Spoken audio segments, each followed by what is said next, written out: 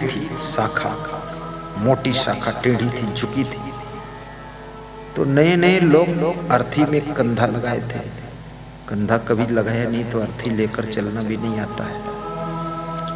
तो उस नीम के पेड़ की डाल में टकरा गई, अर्थी टकरा गई। तो जोर से झटका लगा पत्नी की लाश को। तो जब झटका लगा, उसकी हार्ट, हृदय की गति कुछ रुकी हुई थी। तो धक्का लगने से, झटका लगने से पत्नी को होश आ गया, वो जिंदा हो गई। तो उसने हाथ हिलाया और मुंह से बोली, कहाँ लिए जा रहे हमको? तो लोग बोले, दफन करने। अरे मैं जिंदा हूं, नीचे रखो, मैं आग में क्यों जलूं? तो नीचे रख दिया। और फिर अर्थी को खोला, कफन खोला और उठ के खड़ी हो गई और अपने आप चलकर घर गई। तो उसका पति बड़ा उदास हुआ कि जिंदा हो गई।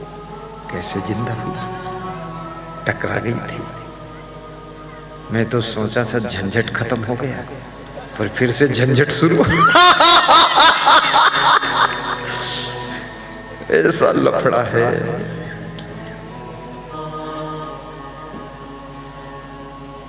जिस स्त्री से पति बहुत दुखी रहता है ना, तो रोज भगवान से यही प्रार्थना करता है, कुछ देना न देना तेरी इच्छा, लेकिन मेरी पत्नी को जल्दी मार देना।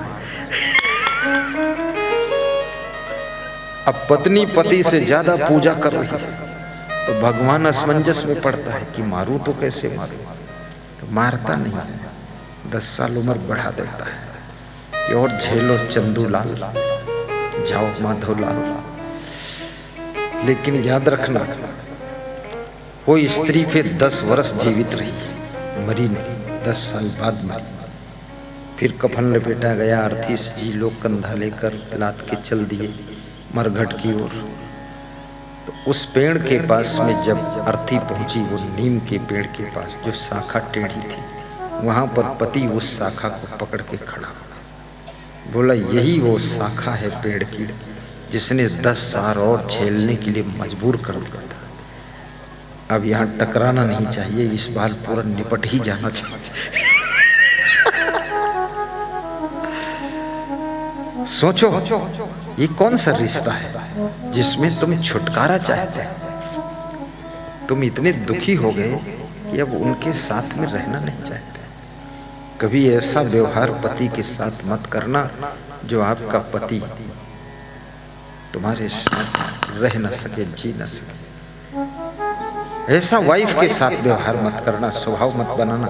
दारू मत पीना जिससे कि तुम्हारी पत्नी जीते जी नरक भोगती रहे और मन मन में कहे कि हे भगवान, ऐसा पति मत देना। ऐसे सुंदर पति बनो, ऐसी महान पत्नी बनो, ऐसे महान गुरु बनो, ऐसे महान शिष्य बनो, ऐसी महान सासू बनो, ऐसी महान बहू बनो जो तुम्हारी सासू बार बार कहे, ऐसी बहू हर जन्म में देना, ऐसी सासू हर जन्म में देना, ऐसा पति हर जन्म में मिले, ऐसी पत्नी जन्म जन्म मिले, और ऐसा गुरु जन्मों जन्मों तक मिले। ऐसे गुरु बनकर दिखाई।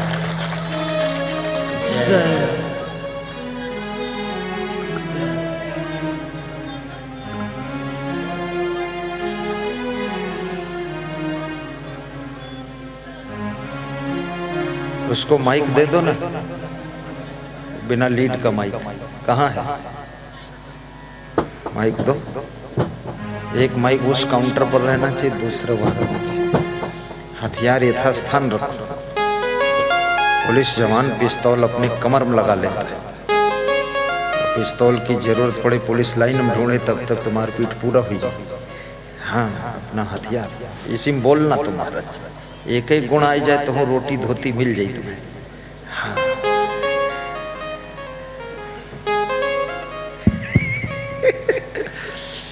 हमारे साथ हर मॉडल के चेले। बोलिए सतगुरु भगवान की जय, बोलिए क्षमादेव भगवान की जय। मैं तो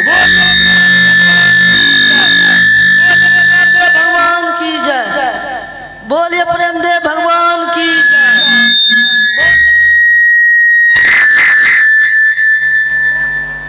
इनसे ज्यादा तो माइके चिल्लाई रही। बैठ जाओ।